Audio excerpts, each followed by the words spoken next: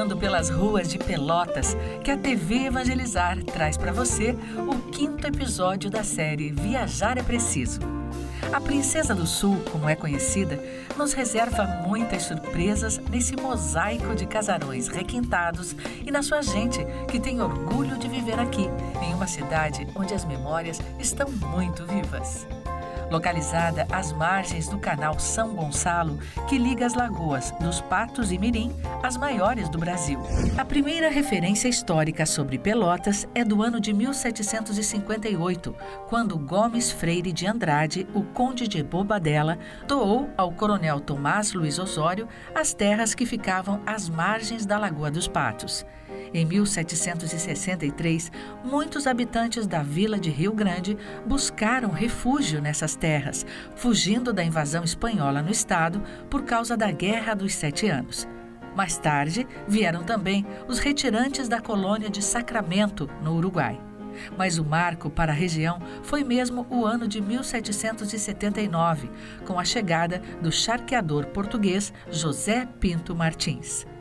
Charqueador é o proprietário da charqueada, área rural onde se produz o charque, carne salgada exposta ao sol para o processo de desidratação. A prosperidade do estabelecimento contribuiu para o crescimento da área, dando origem à povoação que demarcaria o início da cidade. E por que o nome de Pelotas? O nome foi escolhido por causa das embarcações de varas de corticeira forradas de couro usadas para a travessia dos rios na época das charqueadas. A produção de charque se transformou numa das mais prósperas atividades econômicas do Sul. Foi assim que teve início o ciclo do charque. As charqueadas ergueram-se às margens dos pequenos rios pela facilidade de escoamento da produção que era embarcada em navios rumo a outras regiões do país e Europa. O crescimento das exportações de charque fez a economia pelotense prosperar e se tornar referência na industrialização do produto.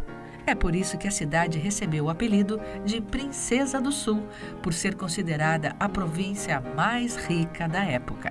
Mas ainda no período das charqueadas, outro ramo começou a se destacar, a dos atacadistas. Na época, os navios que levavam charque para a Europa retornavam vazios. Oportunidade perfeita para eles, que fizeram com que as embarcações voltassem com um carregamento muito diferente.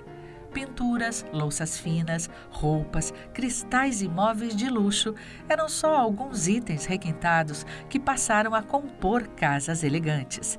E o negócio cresceu. No ano de 1920, funcionavam em Pelotas 89 firmas importadoras. Já as primeiras fábricas surgiram em Pelotas a partir da segunda metade do século XIX e se intensificaram na primeira metade do século XX. Primeiramente, eram ligadas à pecuária, já desenvolvida na região devido às charqueadas e ao cultivo de arroz. Na década de 50, Pelotas era considerada o segundo centro de maior produção industrial no Rio Grande do Sul, ficando atrás apenas da capital, Porto Alegre. Hoje, a economia de Pelotas está alicerçada nas atividades de comércio e serviços que juntas representam 77,8% do produto interno bruto do município. Pelotas é um polo regional, ela vem crescendo a cada ano e pelo fato de nós termos uma forte presença de estudantes, eu pessoalmente acredito que isso seja um fator espetacular.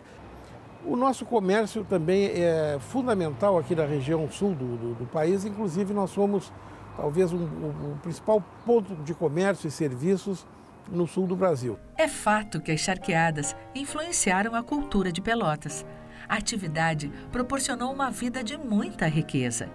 No século XIX, havia pelo menos 40 famílias muito ricas em Pelotas, que cultivavam os requintados hábitos europeus trazidos pelos seus filhos que iam estudar na Europa. O status desfrutado por Pelotas era tão expressivo que no século XIX, como sinal de reconhecimento, o governo francês doou o monumento Fonte das Nereidas para a cidade. Esses novos milionários assumiram o papel de patronos de diversas obras na cidade, como a construção do prédio da prefeitura, inclusive, foi encomendada pela alta aristocracia de Pelotas. Bom, nós estamos no prédio da prefeitura de Pelotas. É um prédio histórico e tem uma característica bastante especial. Esse prédio foi construído ainda no século XIX para ser sede da Câmara de Vereadores. Ele ficou pronto e foi inaugurado com um grande baile com a presença da Princesa Isabel aqui nesse espaço. As ricas famílias de Pelotas importaram da Europa diversos elementos arquitetônicos que compõem até hoje o patrimônio histórico da cidade. Por conta disso, hoje Pelotas possui um dos maiores acervos de estilo eclético do Brasil. O patrimônio, hoje chamado de patrimônio histórico, é um conceito que vem evoluindo com o passar dos tempos. No primeiro momento, a gente considerava somente o que era histórico, ou seja, aqueles prédios que tinham acontecido um fato histórico muito importante.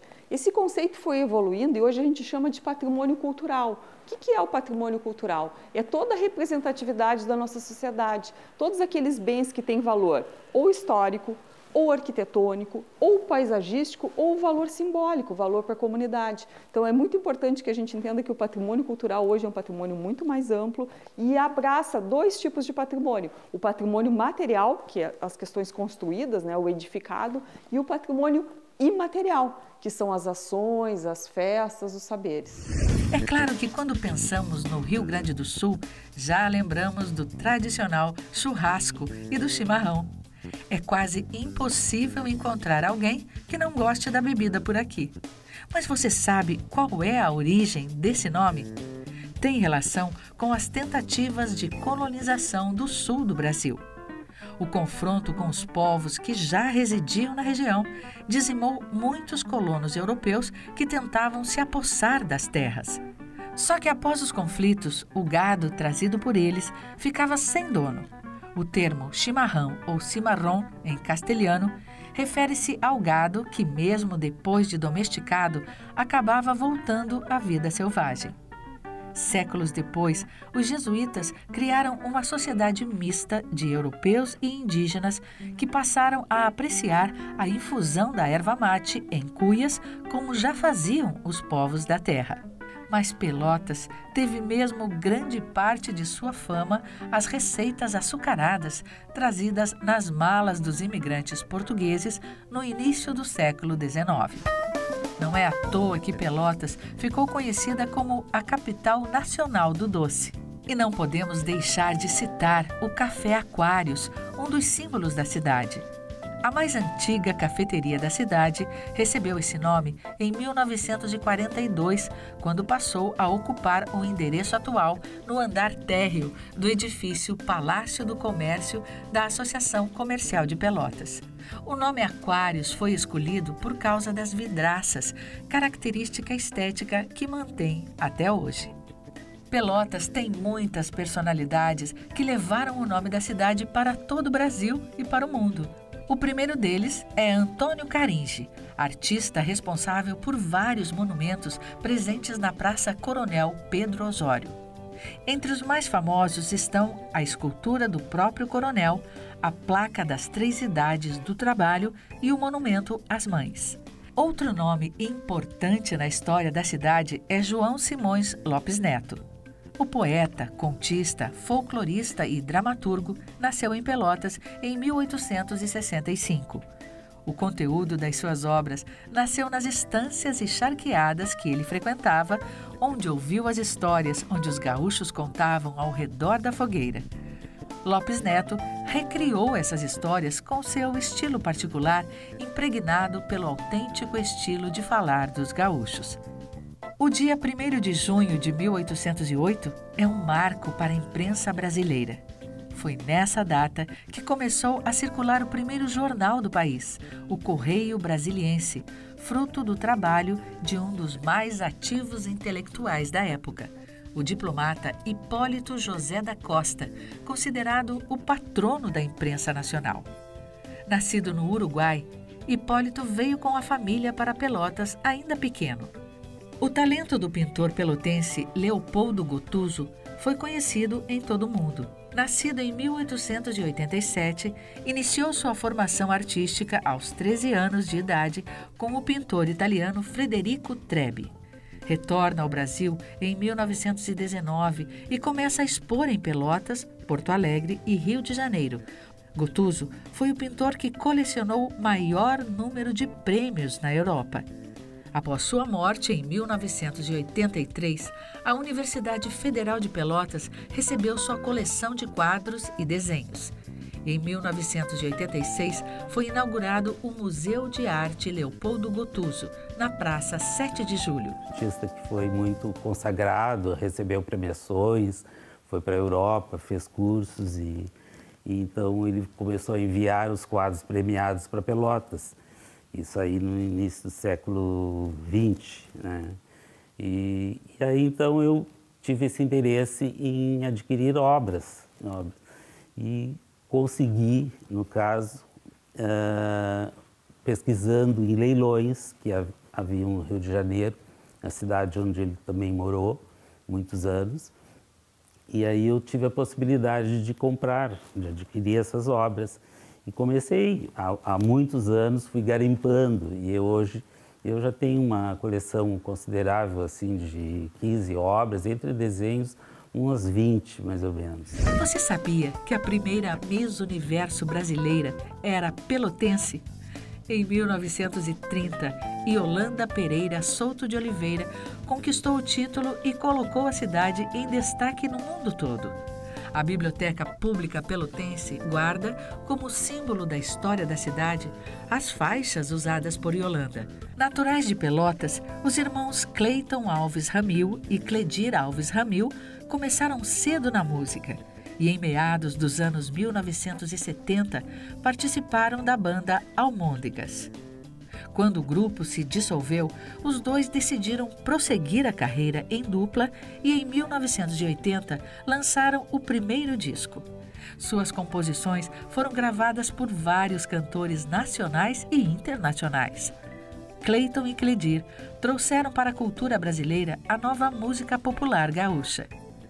Em homenagem à terra natal, compuseram a música Pelotas, que escolhemos para ser o tema desse episódio. Terra de todos meus sonhos, princesa do sul bonita, o meu amor não tem fim, como uma rua infinita, Pelotas minha cidade, lugar onde eu nasci, ando nos braços do mundo, mas sempre volto pra ti. Você já ouviu falar em pádel? É um esporte praticado em Pelotas. O pádel teve origem por volta de 1890, quando passageiros de navios ingleses tentaram adaptar a prática do tênis ao espaço dos navios. Esse tênis de alto mar, como ficou conhecido no início, era praticado numa quadra de dimensões menores e protegida por telas. Mas foi somente em 1924 que o pádel passou a ser praticado em terra, quando o norte-americano Frank Beal improvisou algumas quadras nos parques municipais de Nova York. O pádel chegou ao Brasil por volta de 1975. Em Pelotas, a primeira quadra foi construída no ano de 1988. Nos anos 90, o esporte virou febre na cidade. O pádel começou na cidade de Pelotas por volta do ano de 1992. Foi considerada a capital do pádel. Tivemos vários eventos na cidade, como a Copa América, lá no auge do pádel, nessa cidade. Vários campeonatos brasileiros aqui na nossa cidade. Considerada a capital do doce também. Foi uma grande referência e continua sendo para o pádel brasileiro. O pádel faz parte da nossa vida. Um dos grandes nomes desse esporte é o pelotense Mauro Brandão, considerado um dos maiores jogadores profissionais de pádel, reconhecido em todo o país e até internacionalmente. Eu sou engenheiro civil, trabalhava nele, na construção civil, durante 8 anos. Aí o pádel veio para ficar em Pelotas, me convidaram a jogar. E eu gostei, acabei largando a profissão de engenheiro, comecei a dar aula de pádel Aí comecei a ganhar torneios e isso fez com que isso alavancasse a minha carreira no pádel. Acabamos jogando 4 mundiais de pádel, sendo 3 vezes terceiro lugar, 1 vez vice-campeão. E fomos, eu e a minha dupla, Pablo Oliver, que é de Novo Hamburgo, fomos 5 vezes campeões brasileiros. O golfe chegou ao Brasil no século XIX. A prática do esporte foi difundida rapidamente pelos ingleses e escoceses que chegaram aqui. Foram fundados vários clubes no Brasil e Pelotas não ficou de fora. A cidade virou um celeiro de campeões. Eu comecei a jogar golfe com mais ou menos 7 anos de idade. E foi uma paixão de família e acabou virando uma paixão minha até hoje, né? E insistindo nisso, eu acabei virando um atleta, um golfista, e tive a sorte, o prazer, a honra de participar de campeonatos mundiais sul-americanos. Fui número 1 do Brasil em 3 décadas diferentes, e nos anos 90, nos anos 2000, mais precisamente 2012 e 2013. Fui o jogador mais velho a ocupar o número 1 do ranking nacional brasileiro, com 48 anos. Chegou a hora de passear pelos principais pontos turísticos da Princesa do Sul. O primeiro deles não poderia deixar de ter relação com o ciclo do charque, é claro. A Rota das Charqueadas faz parte do Caminho Farroupilha, um roteiro que percorre as regiões que foram cenários da Revolução Farroupilha. São 4 charqueadas na rota. Charqueada São João. Construída em 1810 e situada na margem direita do Arroio Pelotas, foi charqueada do ilustre português Antônio Gonçalves Chaves. Charqueada Santa Rita. Construída em 1826 em estilo colonial, foi parte importante do núcleo charqueador pelotense. Charqueada Boa Vista. Essa propriedade pertenceu a José Pinto Martins, um dos fundadores de Pelotas, que instalou a primeira charqueada na cidade. Charqueada Costa do Abolengo. Mas é claro que Pelotas também tem muitas outras belezas históricas. Tem a Praça Coronel Pedro Osório, onde passado e presente dividem espaço. Aqui está o famoso chafariz As Nereidas, importado da França, que foi instalado no lugar do Pelourinho a fim de ornamentar a cidade e abastecer a população com água potável. A praça também é repleta de outros monumentos que contam a história da cidade. Ela tem esse nome em homenagem ao Coronel Pedro Osório, que foi o principal responsável pela cultura do arroz no Rio Grande do Sul. Ele fez a diferença. A estátua é do Antônio Caringe, que era pelotense, família de comerciantes de origem italiana, que estabelecido em Pelotas. Então, o grande escultor gaúcho, Caringe, autor do nosso Laçador, também era uma figura ilustre da cidade de Pelotas que a gente gosta de lembrar. Ainda no centro da cidade, temos a Biblioteca Pública Municipal de Pelotas, fundada em 1875, com o objetivo de colaborar para o crescimento intelectual e cultural dos pelotenses. Em 1878, o Visconde da Graça inaugurou os alicerces do prédio. Aqui também está localizado o Museu da Biblioteca. Nesta casa aqui, nasceram importantes instituições da cidade. Aqui funcionou a Câmara de Vereadores durante muito tempo. Aqui, nesta casa, funcionou a Associação Comercial de Pelotas. Aqui nasceu a Sociedade Musical da cidade. E aqui funcionou uma das primeiras escolas públicas da cidade. Foi aqui nesta casa que o presidente Fernando Henrique pesquisou e escreveu a sua tese de mestrado. Essa é a nossa Biblioteca Pública de Pelotas. Outro local é o Museu Municipal Parque da Baronesa. O solar é uma obra arquitetônica nos estilos neoclássico e colonial brasileiro. E agora vamos conhecer uma das joias da cidade, Inaugurado em 1834, o Teatro 7 de Abril foi o primeiro construído no Rio Grande do Sul durante o ciclo do Charque. Ele é conhecido também como Teatro do Imperador, porque recebeu a ilustre visita de Dom Pedro II 2 vezes. E foi ele, de certa forma, que levou à construção de outro teatro, o Guarani. Inaugurado em 30 de abril de 1921, o Teatro Guarani tem capacidade para mais de 1.300 pessoas. Na inauguração, foi apresentada a ópera O Guarani, de Carlos Gomes. Atualmente, segue como casa de espetáculos e local de atos solenes. Outro ponto que você deve visitar é a Catedral Anglicana do Redentor, conhecida como a Igreja Cabeluda, por sua característica de ser coberta por uma era que muda de cor conforme as estações do ano. Construída em estilo gótico céltico, abriu suas portas ao público em 1892. Sua torre possui 27 metros de altura. E agora vamos deixar os patrimônios históricos um pouco de lado para ir à praia. Essa é a Praia do Laranjal, localizada a 12 quilômetros do centro da cidade e é conhecida pelas belas paisagens e atrativos turísticos. É composta por 7 balneários, banhados pelas águas da Lagoa dos Patos. O nome Laranjal deve-se às grandes plantações de laranjas e frutas cítricas que existiam na região.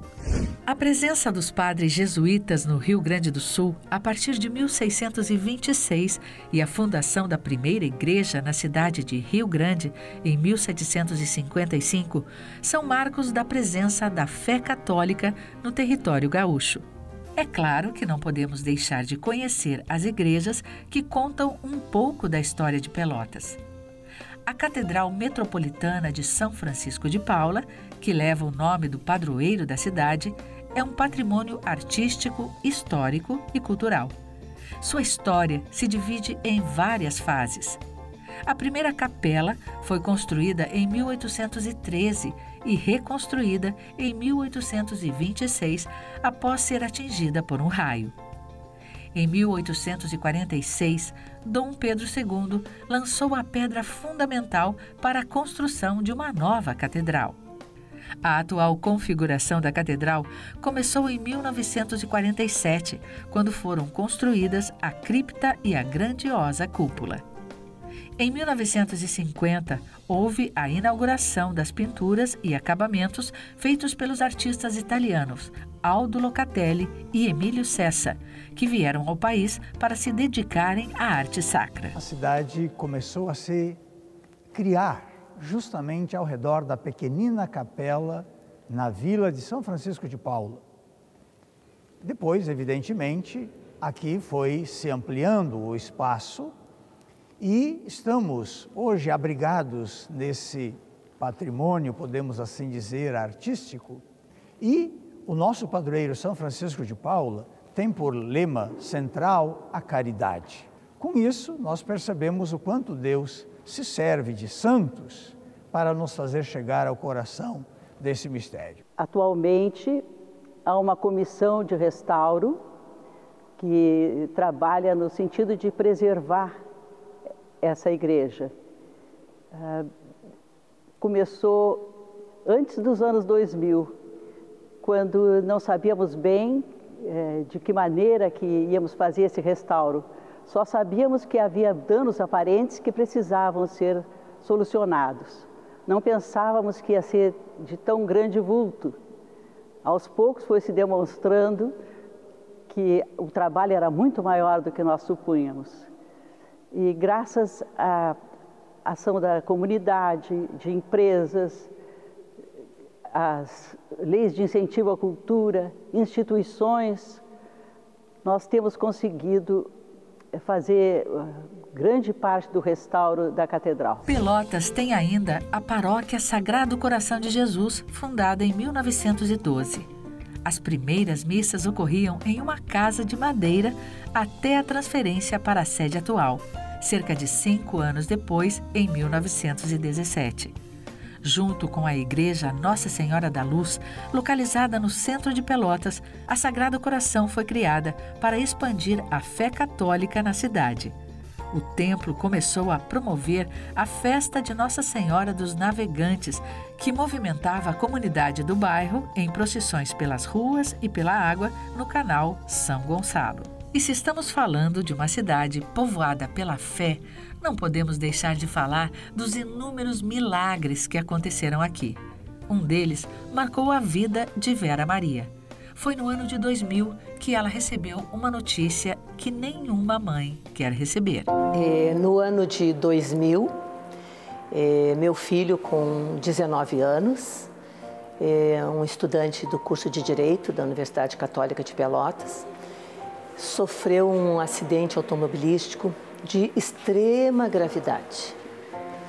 Ele foi atingido da cabeça aos pés, pode-se dizer. Conforme a equipe médica, que era especialistas de todas as áreas, ele dificilmente se salvaria. Mas caso ele se salvasse, ele seria vegetativo para sempre. Isso aconteceu no dia 26 de novembro do ano 2000. E por 2 meses, um pouco mais, ele esteve em coma. Durante esse período todo, ele passou por 5 cirurgias ao todo e tomou 44 bolsas de transfusão de sangue completas. Depois daquele primeiro choque terrível, porque eu havia abraçado meu filho há menos de 24 horas atrás, um jovem perfeito, com 19 anos, um estudante. E naquele momento, quando eu novamente o encontrei, ele estava praticamente já morto. E diante de tanta dor, Vera lembrou de um envelope que recebeu de um desconhecido. E o que encontrou ali dentro foi um sinal de fé. Tive a graça de conhecer Nossa Senhora do Horto na manhã do acidente. Eu nunca havia ouvido falar em Nossa Senhora sob esse título. Isso foi uma graça imensa. Eu recebi a história de Nossa Senhora do Horto 2 semanas antes do acidente, de uma pessoa desconhecida na Feira do Livro de Porto Alegre. E Nossa Senhora do Horto ouviu o apelo dessa mãe aflita. E quando voltamos para casa, depois daqueles primeiros momentos, muitos amigos e familiares chegando, eu me lembrei daquele envelope lacrado que eu havia recebido em Porto Alegre 2 semanas atrás e pensei, este é um momento especial. Vamos ver o que diz naquele material, né? Então, abri o envelope e me deparei com uma história de Nossa Senhora do Horto. E, ao mesmo tempo, caíram ao meu redor, no chão, vários santinhos com a imagem de Nossa Senhora do Horto que eu não conhecia. E eu li muito rápido, assim, porque eu estava desesperada. Meu filho até já poderia estar morto.